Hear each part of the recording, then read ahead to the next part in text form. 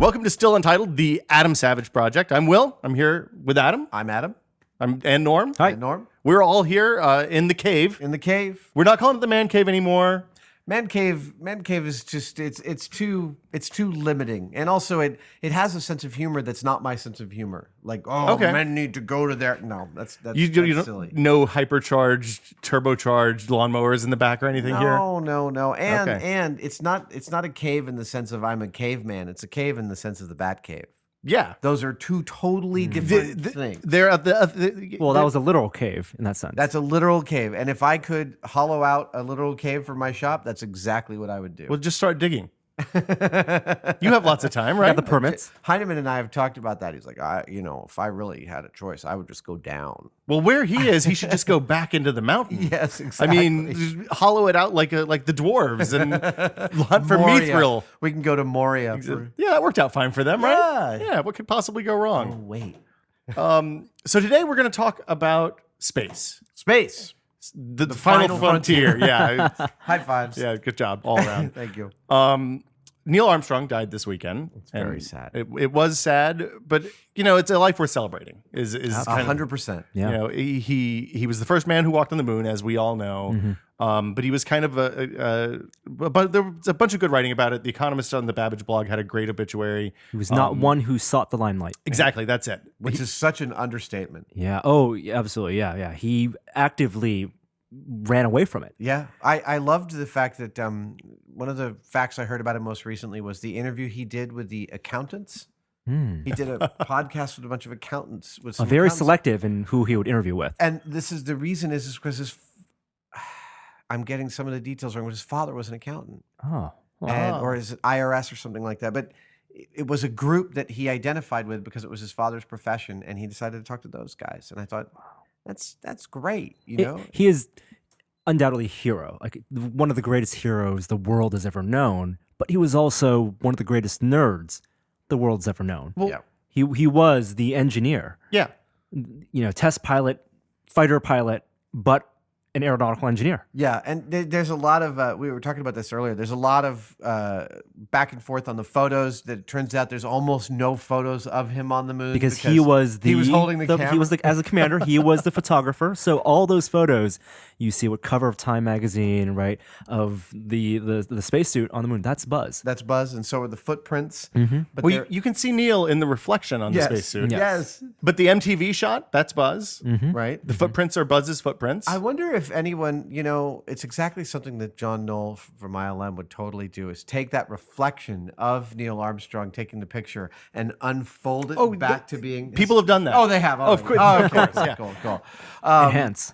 But there is that beautiful, beautiful shot of him back in the LEM after the first moonwalk. And it's the side of him you never see because he's smiling. He's clearly joyous, and it's a magical moment for him. And he's like, wow, holy shit, dude, we just walked on the moon. Yeah. Snap. And it's funny, I'm in my mid-40s now. I just turned 45, and everyone looks so young to me now, all of a sudden. I've also noticed I can't identify anyone's age, but if you're between 18 and 30, it's actually right now it's like 15 and 30.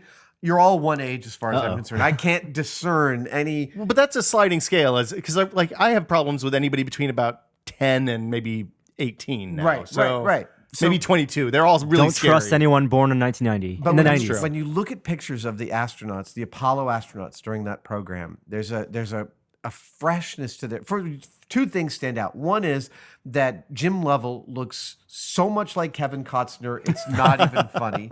Like a young Jim Lovell could totally be played by a young Kevin Costner. But the other one is how fresh-faced all those guys were. They were in their 20s. Babies. They were 30. I mean, Neil Armstrong, when they started Gemini, they were all late 20s, early 30s.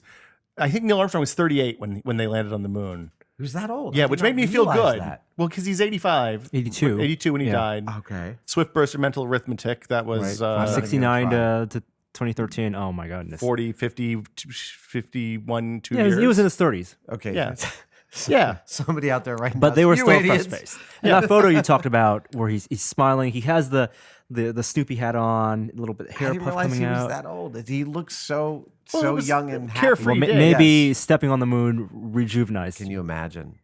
And they were all business too when they're on the moon. I mean, they weren't there that long. Well, at that point, But that's what they were sifting for. That's what made a good test pilot. I mean, test pilots are not the hot doggers of Top Gun. No. or Chuck Yeager. There was a reason Chuck Yeager wasn't an astronaut. Well, Right. Chuck Yeager and Neil Armstrong were not the best of friends.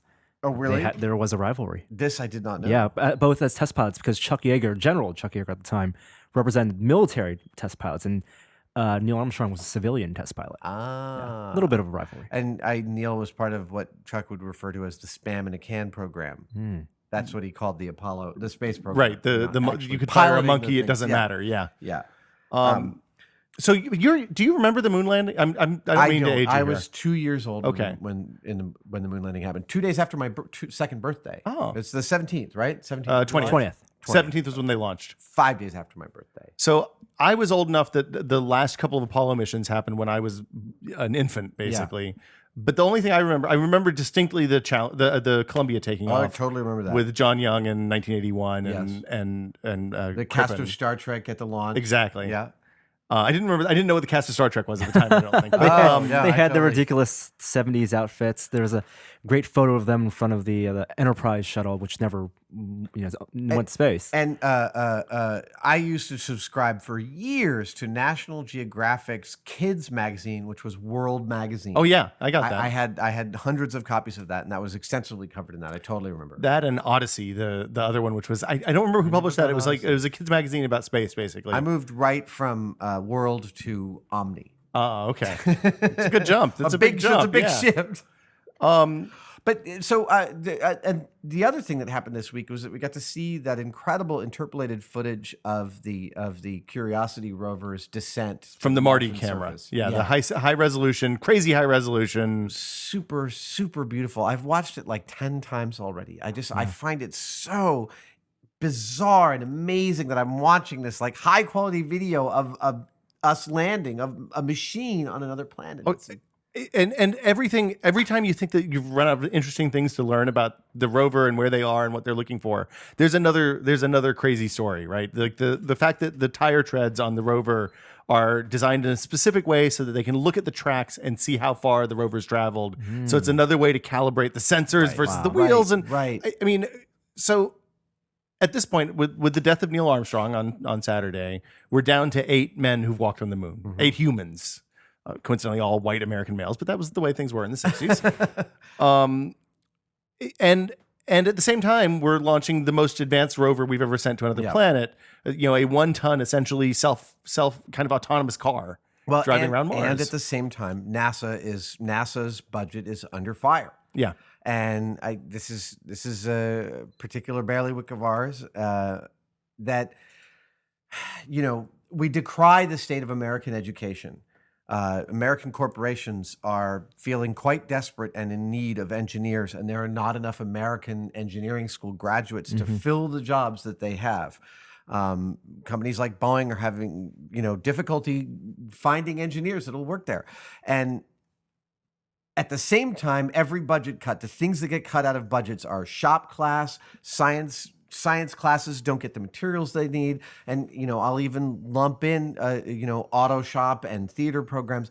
All of these, what are considered electives, that have been losing at every budget battle because they're considered some sort of cherry on the top of an education. Right. The loss of that is just as vital as the loss of NASA's budget, because what NASA did is not just land on the moon and not just land on Mars, land these incredible pieces of equipment, and every time you learn about it, you learn a new facet of the brilliance of the engineers and how far they thought through the problem. But it's the inspiration of what we're capable of. And Carl Sagan has a beautiful monologue on it that's on YouTube, and I've watched it a couple of times, about how NASA's there not only to build new technologies and give us new ways of seeing things and learning about our universe, but also to inspire. And we revere Armstrong because he let his achievement stand on its own to inspire us instead of taking the credit. He was really uncomfortable with being considered the holder of the credit for walking on the moon when he knew that it was a pyramid of hundreds of thousands of people underneath him. And I mean, after that, he worked at NASA for a few more years, went and taught engineering at University of Cincinnati, and then retired and worked on his farm. Yeah. I mean, it's amazing. It's an absolutely amazing story, and he's a hero of the kind that we kind of don't have anymore. It seems like. I don't know exactly how close we got, but I did hear that we didn't get an immediate no when we asked him to appear in our Apollo moon landing hoax episode of Mythbusters. We didn't get a yes, clearly, because he's not he on the wasn't show. on the show. But I do remember that we didn't get an immediate no, that he actually thought about it, which I consider to be That's a victory. pinnacle of achievement, that he thought, oh, maybe I would help those boys out. That's fantastic.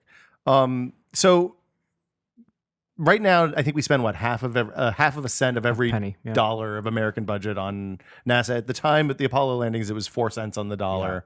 I would gladly give up another few pennies of my taxes for NASA to expand wildly. Well, and I finally got around to watching the first episode of The Newsroom 3 months later, whatever. But the speech at the beginning of the movie of the show is fantastic. Yeah. When he goes down and says, "Here's all the things that were 50th, 100th, 200th." Yeah. The fact that we don't have the capability of launching people into space anymore without borrowing from the Russians is sad. It's happened a couple of times in the last 2 decades, mainly due to accidents and emergencies. Yeah. But it's a kind of sorry state compared to where we were 40, 50 years ago, operating with. I mean, they went to the moon on slide rules. Yes. Slide rules and pocket calculators, Yeah. essentially. And it's of the achievements of the 20th century, it's likely to be the only one that they'll still be talking about if we make it to the 30th century. The one that would define where we went from there. But if you listen to like Neil deGrasse Tyson, he talks about we don't want to return to the moon. We should be pushing the boundaries. NASA should be going beyond Mars and getting someone on Mars and pushing the frontier, because let other countries and who have stated they'll try going to the moon again, because Absolutely. they need to reach those milestones and develop their space programs. But we need to go. NASA's job should be to go beyond. Absolutely. I totally agree. And whenever I hear that Congress is looking at limiting even further NASA's budget, and I can smell the anti-science out there, that somehow this is challenging people's religious beliefs or something. I mean, I recognize that as the smallest portion. It still enrages me. We are in need of that kind of inspiration. I think at just this moment we're in need of that kind of inspiration. And people are, when people talk about you can't afford this in this kind of economy, it's exactly this kind of thing that you need in this sort of economy. And inspiration is intangible, but there's also so many of the tangible positive externalities of NASA just doing research. Absolutely. Smoke detectors. Yeah. I mean, the modern smoke detector is it literally came directly from research that was done for Skylab and the early Apollo missions. So, smoke detectors. Amazing. Yeah, what's that magazine that NASA used to put They out? used to do spin-offs is what you're talking about. Yeah, Norm. NASA used to put out a brochure publication. Here are all the things that you use in your everyday life that are Smoke detectors was the Right, only one I right, remembered. Well, the other thing that we've had a chance to work with a bunch of NASA engineers on the show over the years, and one of the things that typifies them is the level of interest they have in everything. So, you meet the engineer, and like we worked with this guy, Kurt, down at the wind tunnels at NASA Ames, and he's got hobbies that we can spend hours, Jamie and I, sitting and talking to him about. And each of the engineers down there has different interests in different fields and different things. And it's that sort of like when you train your brain to be hungry for information in the sciences, I have found scientists to be some of the people with the widest range of interests that you can imagine. One of them builds race car engines in his spare time. The other one's a champion shooter. The other one does four-wheeling. Another one is a chess champion. There's a whole world inside of the reason that these guys are pushing our science frontier forward, and we need to give them as much support as we can. Well, and it's not just space. I mean, it's the energy stuff that people are working on, like at Lawrence Livermore and around the rest of the country and the world. And everything that's good today has come out of scientists and work that was done in the 50s, 60s, 70s, and 80s, and continued. But I mean, you look at the fact that I have a laptop here on my desk that's magical by 1990s standards. Yes. And I don't mean that in the Apple marketing sense. I mean that in the real. If you had shown me if you showed me my iPhone in 1990, I would have thought, oh, that's a magical device. There's no way that's a real thing. It's happened in the space of all of our lives. And science education is why that happened. I mean, but there was this movement for privatized space exploration, or at least privatized space ventures, and does that just not, give the same kind of inspiration? Do you think? Well, that's the Neil deGrasse Tyson thing, right? He said it cost a lot of money to push the boundaries. But, building the first nuclear bomb was a $1 billion endeavor, and then building the second one became figuring out how it works the first time is the hard part.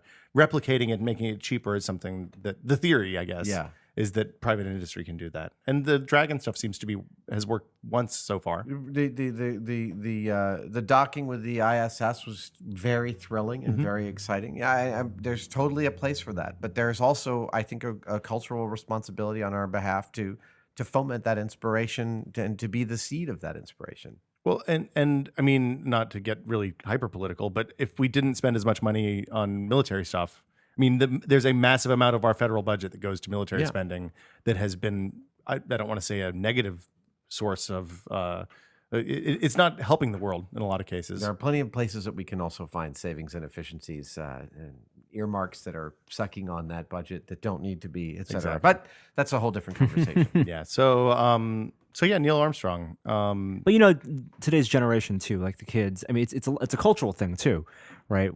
Kids today just have a lot more different options than kids back in the the 40s and 50s for what to be when they want to grow up, and different. And for some reason, being an engineer isn't as sexy as it needs to be. Well, because it is such an awesome profession. I don't know an engineer who's bored. Everyone I know who does it for a living is just thrilled by what they get to do.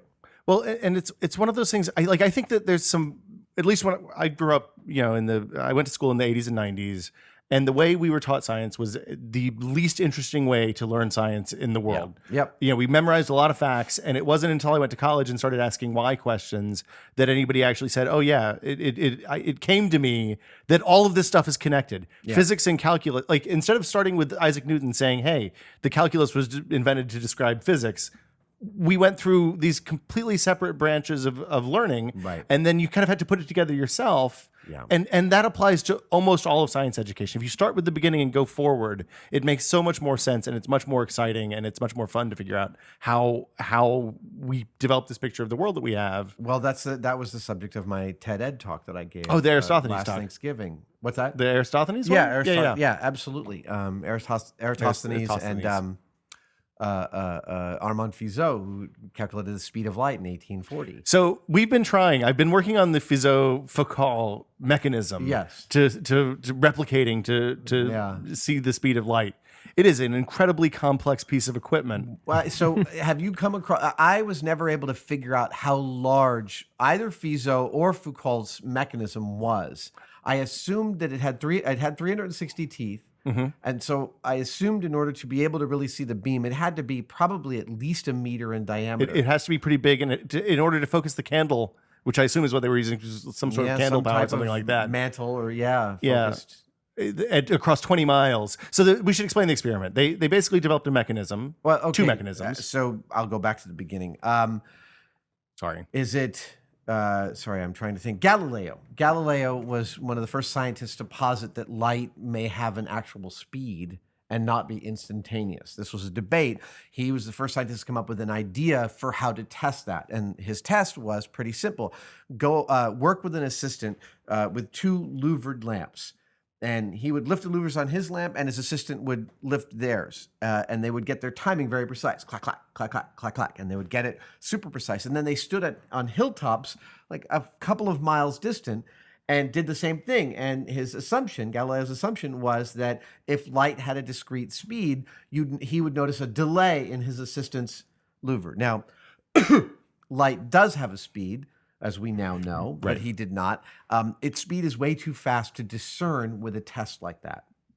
However, Armand Fizeau is a theoretical physicist in Paris, in France, in the mid 19th century, and one of his primary things that he did was he replicated other people's experiments, and it was suggested to him by a teacher to tackle Galileo's experiment. So what he did was he took two buildings that were 5 miles apart. And Foucault radically improved this back in the 1870s, I think.